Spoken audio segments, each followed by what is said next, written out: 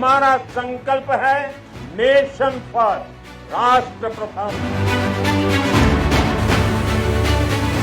बोले भारत माता की जय, भारत माता की जय, भारत माता की जय। दीपावली का पर्व आप लोगों के बीच मनाता हूं तो मेरी दीपावली की मिठास कई गुना बढ़ जाती है।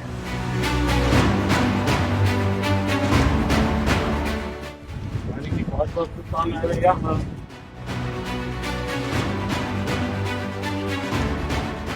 सबसे प्यारी तेरी सूरत प्यारी है, बस तेरा प्यारी माँ तुझे सलाम, माँ तुझे सलाम। वंदे मातरम, वंदे मातरम, वंदे मातरम।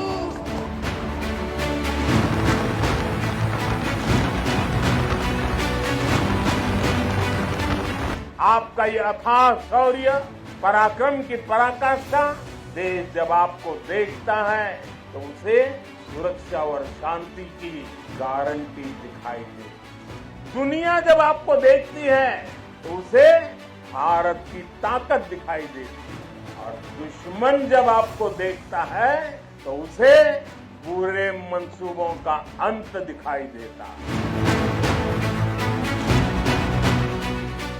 आज जब हम विकसित भारत के लक्ष्य की ओर इतनी तेजी से बढ़ रहे हैं तो इसमें आप सब इस स्वप्न के रक्षक हैं।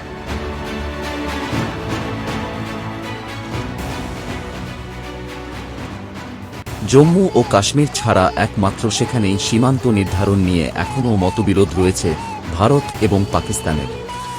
গত এক দশকের রীতি মেনে সীমান্তে গিয়ে জওয়ানদের সঙ্গে দীপাবলি উদযাপনের জন্য প্রধানমন্ত্রী নরেন্দ্র মোদী বেছে নিলেন তাঁর রাজ্য গুজরাতের কচ্ছ এলাকার সেই সরক্রিককে। বৃহস্পতিবার সশস্ত্র বাহিনীর ৩ শাখা স্থল, নৌ ও বায়ুসেনা এবং সীমান্তরক্ষী বাহিনীর বিএসএফ অফিসার জওয়ানদের সঙ্গে দীপাবলি উদযাপন করলেন প্রধানমন্ত্রী। প্রদীপ জ্বালিয়ে নিজের হাতে মিষ্টি খাওয়ালেন তাঁদের। সিন্ধু নদের বদ্বীপে তৈরি হয়েছে প্রায় ৯৬ কিলোমিটার দীর্ঘ সরক্রিক। এই অঞ্চলটি ভারত পাকিস্তানের মধ্যে অবস্থিত একটি বিতর্কিত ভূখণ্ড। কচ্ছের রণের পশ্চিমে অবস্থিত নালা এবং জলাভূমি এলাকা পাকিস্তানের সিন্ধু প্রদেশ থেকে আলাদা করে রেখেছে গুজরাতকে। এই অঞ্চলে নজরদারির দায়িত্বে রয়েছে বিএসএফের বিশেষ বাহিনী ক্রিক ক্রোকোডাইল। ১৯৯৯ সালে সরক্রিক এলাকাতেই অনুপ্রবেশকারী পাক নজরদার বিমানকে ধ্বংস করেছিল ভারতীয় বায়ুসেনা। ওই ঘটনায় ১৬ জন পাকসেনা নিহত হয়েছিলেন। এতেই পাকিস্তানের ঘুম উড়েছে। সেনাবাহিনীর পোশাকে নরেন্দ্র মোদী সেনাবাহিনীর সাথে প্রধানমন্ত্রীকে দেখে পাকিস্তানের চিন্তার ভাঁজ পড়েছে। এখানে প্রধানমন্ত্রী সেনাবাহিনীদের কাছে তুলে ধরেন বিভিন্ন ভারতীয় তৈরি অস্ত্রশস্ত্রের কথা, ড্রোন প্রয়োজনীয়তা নিয়ে বিশেষ করে উল্লেখ করেন, আর সেই ড্রোন তৈরি করছে ভারত। বর্তমান বিশ্বে যা পরিস্থিতি তার প্রয়োজনীয়তার কথা উল্লেখ করে। এছাড়াও প্রধানমন্ত্রী সেনাবাহিনী ও দেশবাসী ছাড়াও ভারতীয় সেনাবাহিনীর ক্ষমতা ও বীরত্বের কথা বিশ্ববাসীর কাছেও পৌঁছে দিলেন। সীমান্তে দাঁড়িয়েই প্রধানমন্ত্রী মোদী শত্রুদের কড়া বার্তা দিয়ে বলেন, এই দেশে এমন সরকার রয়েছে যারা দেশের ১ ইঞ্চি জমিও বেহাত হতে দেবে না। একবিংশ শতাব্দীর চাহিদা মাথায় রেখেই আমরা আমাদের সেনাবাহিনী, নিরাপত্তা বাহিনীকে আধুনিক অস্ত্রশস্ত্রের রসদ জুগিয়ে চলেছি। বিশ্বের সবথেকে আধুনিক সেনাবাহিনীর মধ্যে অন্যতম করতে চাই আমাদের সেনাকে। প্রতিরক্ষা ক্ষেত্রে আত্মনির্ভর হয়ে ওঠার জন্যই আমাদের এই প্রচেষ্টা। जहां हमारा देश का सैनिक औलाद बनकर चमकता है, एक ऐसा फौलाद जिसे देखकर दुश्मन की रूह दहल उठती है।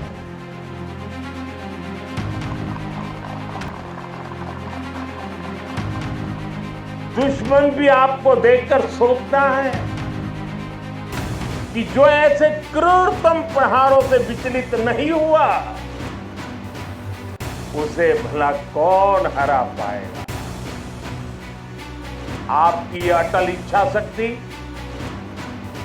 आपका ये अथाह शौर्य पराक्रम की पराकाष्ठा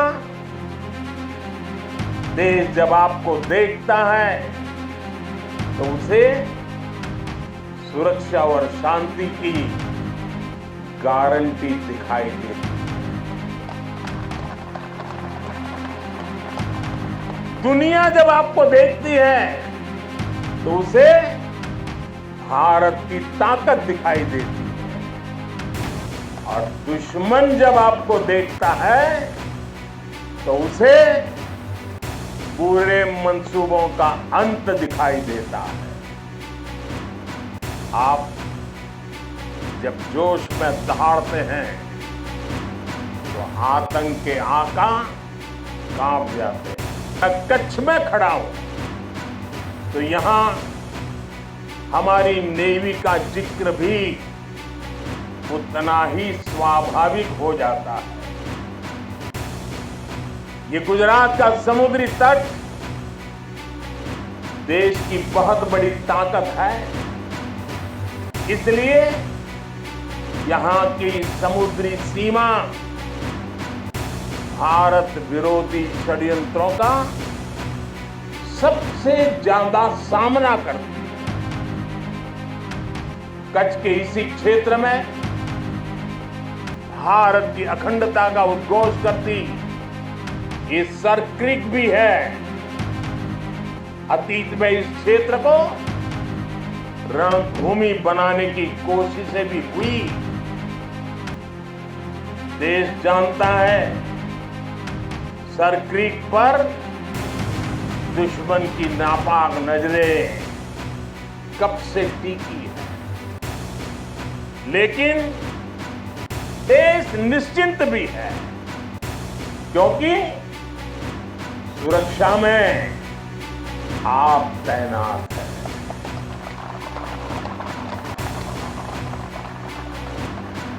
दुश्मन को भी पता है 1971 के युद्ध में किस तरह आपने मुंहतोड़ जवाब दिया था। इसलिए हमारी नेवी की मौजूदगी में सर क्रीक और कच्छ की तरफ अब कोई आंख उठाने की भी हिम्मत नहीं करता है। साथियों, आज देश में एक ऐसी सरकार है जो देश की सीमा के 1 इंच से भी समझौता नहीं कर सकती। दुश्मन की बातों पर नहीं, हमारी सेनाओं के संकल्पों पर भरोसा करते हैं। साथियों, 21वीं सदी की जरूरतों को देखते हुए आज हम अपनी सेनाओं को, हमारे सुरक्षा बलों को आधुनिक संसाधनों से लैस कर रहे हैं। हम हमारी सेनाओं को विश्व की सबसे आधुनिक मिलिट्री फोर्सेस की कतार में खड़ा कर रहे हैं। हमारे इन प्रयासों का आधार है रक्षा क्षेत्र में आत्मनिर्भर भारत। अभी कुछ ही दिन पहले यही गुजरात के वडोदरा में C295 फैक्ट्री का उद्घाटन हुआ। आज विक्रांत जैसा made in India aircraft carrier देश के पास है। आज भारत में अपनी सबमरीन बनाई जा रही है। आज हमारा तेजस फाइटर प्लेन वायुसेना की ताकत बन रहा है। हमारा अपना 5th जनरेशन फाइटर एयरक्राफ्ट बनाने का काम भी शुरू हो चुका है। पहले भारत की पहचान हथियार मंगाने वाले देश की थी, आज भारत दुनिया के कितने ही देशों को डिफेंस उपकरण एक्सपोर्ट कर रहा है। सेनाओं को, मैं देश के सुरक्षा बलों को बधाई दूंगा कि उन्होंने 5000 से अधिक सैन्य उपकरणों की लिस्ट बनाई है, जो वो अब विदेश से नहीं खरीदेंगे। इससे सैन्य क्षेत्र में आत्मनिर्भर भारत अभियान को नई गति भी मिली। साथियों, आज जब न्यू एज वॉरफेयर की बात होती है तो ड्रोन टेक्नोलॉजी उसका एक अहम टूल बन गई। हम देख रहे हैं युद्ध में शामिल देश आज ड्रोन टेक्नोलॉजी का जमकर इस्तेमाल कर रहे हैं। ड्रोन से निगरानी हो रही है, ड्रोन से खुफिया जानकारी जुटाई जा रही है, किसी व्यक्ति या जगह की पहचान करने में ड्रोन का उपयोग हो रहा है। ड्रोन सामान पहुंचाने में मदद कर रहे हैं। ड्रोन का इस्तेमाल हथियार के रूप में भी हो रहा है। इतना ही नहीं, ड्रोन पारंपरिक एयर डिफेंस के लिए भी चुनौती बनकर के उभर रहा है। ऐसे में भारत भी ड्रोन टेक्नोलॉजी की मदद से अपनी सेनाओं को, अपने सुरक्षा बलों को सशक्त कर रहा है।